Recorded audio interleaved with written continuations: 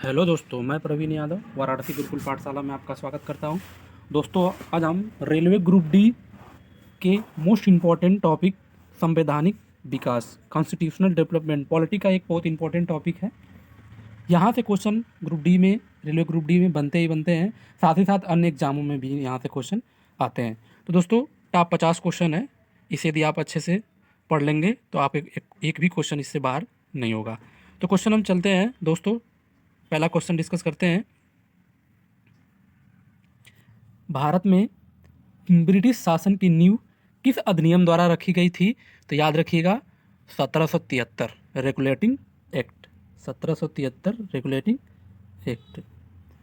अगला क्वेश्चन है, भारत में गवर्नर जनरल की पदवी सर्वप्रथम किसे दी गई थी?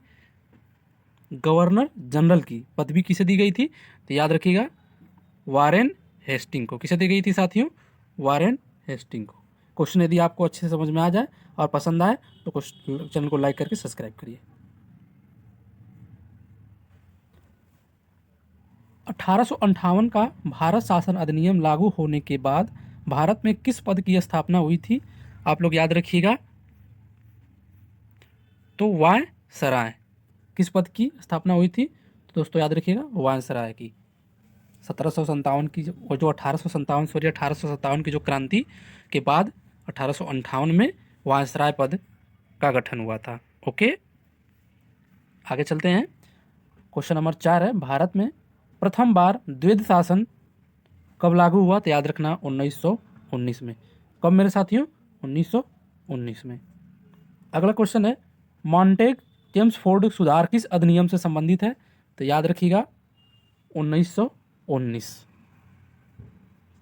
संघीय संरचना की व्यवस्था किस अधिनियम द्वारा की गई थी?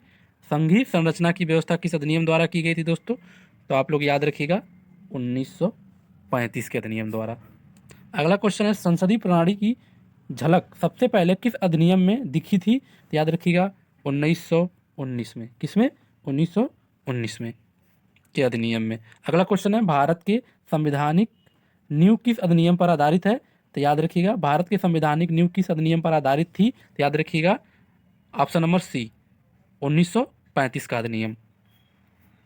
अगला क्वेश्चन है, भारत में लोक प्रतिनिधित्व का प्रथम प्रयोग कब हुआ? तो याद रखना, 1909 में। ऑप्शन नंबर ए। अगला क्वेश्चन है, भारत की संविधान सभा की स्थापना किस योजना के तहत हुई थी? तो याद रखिएगा, वह योजना थी कैबिनेट मिशन योजना। कैबिनेट मिशन योजना के तहत संविधान सभा की स्थापना हुई। अगला क्वेश्चन है, 1773 के रेगुलेटिंग एक्ट के अंतर्गत किस पद की स्थापना हुई थी? तो आप लोग याद रखिएगा, गवर्नर जनरल ऑफ बंगाल। अगला क्वेश्चन है दोस्तों, 1784 के क्विट्स इंडिया एक्ट से किसका नियंत्रण सुदृढ़ किया गया? तो याद रखिएगा, ब्रिटिश संसद का। किसका?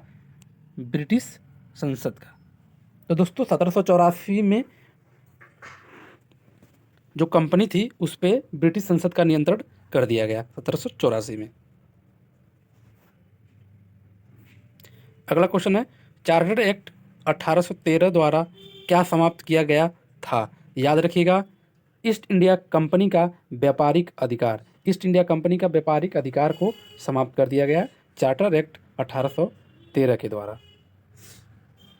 अगला क्वेश्चन है 14 नंबर, 1833 के चार्टर एक्ट से भारत का गवर्नर जनरल किसे बनाया गया? तो आप लोग याद रखिएगा, William Bentinck. Option number A, William Bentinck को। क्वेश्चन नंबर 15 है, 1853 के चार्टर एक्ट की विशेषता क्या थी? सिविल सेवा परीक्षा। उसकी विशेषता क्या थी साथियों? तो सिविल सेवा परीक्षा थी। अगला क्वेश्चन है, भारत शासन अधिनियम 1858 के बाद भारत की सत्ता किसके हाथ में आई? तो याद रखिएगा, ब्रिटिश क्राउन के हाथ में आ गई थी। 1857 की जब क्रांति हुई, क्रांति के बाद 1858 में जो ईस्ट इंडिया मतलब जो भारत की जो सत्ता थी, इनडायरेक्टली कहा जाए तो जो ईस्ट इंडिया कंपनी का जो शासन था वो किस में आ गया था? ब्रिटिश क्राउन के अधिनियम हो गया। अगला क्वेश्चन है, भारत के प्रथम वायसराय कौन थे? तो आप लोग याद रखिएगा, लॉर्ड कैनिंग। ऑप्शन नंबर ए। लॉर्ड कैनिंग थे भारत के प्रथम वायसराय। अगला क्वेश्चन है, भारतीय परिषद अधिनियम 1861 का उद्देश्य क्या था? तो याद रखिएगा, भारतीयों को विधायक में शामिल करना, भारतीयों को विधायक में शामिल करना। अगला क्वेश्चन है, भारतीय परिषद अधिनियम 1892 के अंतर्गत क्या जोड़ा गया? तो याद रखिएगा, प्रथम बार निर्वाचन हुआ था, प्रथम बार निर्वाचन हुआ। अगला क्वेश्चन है, 1909 में भारतीय परिषद अधिनियम को और किस नाम से जाना जाता है? जो 1909 का भारतीय परिषद अधिनियम है, इसे और किस नाम से जाना जाता है दोस्तों? तो याद रखिएगा, मार्ले मिंटो सुधार के नाम से भी जाना जाता है 1909 वाला अधिनियम जो था। अगला क्वेश्चन है 21 नंबर, मार्ले मिंटो सुधार में किसे राजनीतिक अधिकार दिया गया? तो याद रखिए, मुसलमानों को। अगला क्वेश्चन है, 1919 के भारत सरकार अधिनियम में क्या प्रारंभ किया गया? तो याद रखिएगा, द्वैध शासन की जो प्रणाली है इसकी शुरुआत हुई थी 1919 में। अगला क्वेश्चन है, 1935 का भारत शासन अधिनियम किस प्रकार का था? तो याद रखिए, सर्वाधिक विस्तृत अधिनियम 1935 था। भारत में प्रांतीय स्वशासन की नींव किस अधिनियम में रखी गई? तो याद रखिएगा, 1935 के अधिनियम में प्रांतीय स्वशासन की नींव रखी गई। 1935 के अधिनियम से किस प्रकार की व्यवस्था दी गई थी? तो याद रखिएगा, संघीय शासन की व्यवस्था दी गई थी। अगला क्वेश्चन है, क्वेश्चन नंबर 26 है, 1947 के भारतीय स्वतंत्रता अधिनियम द्वारा क्या हुआ? तो याद रखिएगा, भारत का विभाजन हुआ। अगला क्वेश्चन है, 1947 के अधिनियम के अनुसार भारत और पाकिस्तान को स्वतंत्रता कब मिली? तो याद रखिएगा, 15 अगस्त 1947 को। संविधान सभा की स्थापना किस वर्ष हुई थी? तो याद रखिएगा, 1946 को। ऑप्शन नंबर ए। क्वेश्चन नंबर 29 है, संविधान सभा का गठन किस योजना के अंतर्गत हुआ था? याद रखिए, कैबिनेट मिशन के तहत संविधान सभा का गठन हुआ। संविधान सभा की पहली बैठक कब हुई थी? याद रखिएगा, 9 दिसंबर 1946 को पहली बैठक हुई। अगला क्वेश्चन है, संविधान सभा की अस्थायी अध्यक्ष कौन थे? तो आप लोग कमेंट में इसका जरूर आप बताइएगा कि कौन थे अस्थायी अध्यक्ष, जो कि आपका आंसर है सच्चिदानंद सिन्हा, ऑप्शन नंबर बी। अगला क्वेश्चन है, क्वेश्चन नंबर 32, संविधान सभा के अस्थायी अध्यक्ष कौन बने? याद रखिएगा, डॉक्टर राजेंद्र प्रसाद को अस्थायी अध्यक्ष बनाया गया था। क्वेश्चन नंबर 33 है, संविधान मौसाद समिति के अध्यक्ष कौन था? तो याद रखिएगा, डॉक्टर भीमराव अम्बेडकर थे। मौसाद समिति का अध्यक्ष कौन था? डॉक्टर भीमराव अम्बेडकर। अगला क्वेश्चन है, संविधान सभा ने संविधान कब अंगीकृत किया था? देखिए, यहाँ क्वेश्चन दो तरह से डिफरेंट हो जाता है, बच्चे इसमें बड़ा कंफ्यूज हो जाते हैं। याद रखिएगा, अंगीकृत और लागू दोनों अलग अलग चीज़ें हैं, ठीक ना। तो अंगीकृत कब हुआ था? याद रखिएगा, 26 नवंबर 1949 को। अब यहाँ देखिए, संविधान लागू कब हुआ? तो 26 जनवरी 1950 को लागू हुआ। कब लागू हुआ साथियों? तो 26 जनवरी 1950 को लागू हुआ था।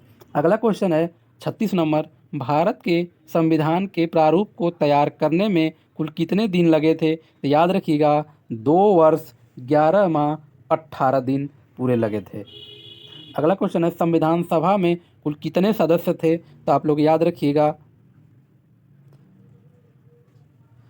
ऑप्शन नंबर ए 299। अगला क्वेश्चन है, संविधान सभा में प्रारंभ में कुल सदस्य कितने थे? 389। कितने थे?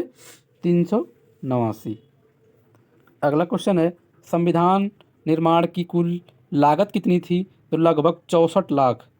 याद रखिएगा।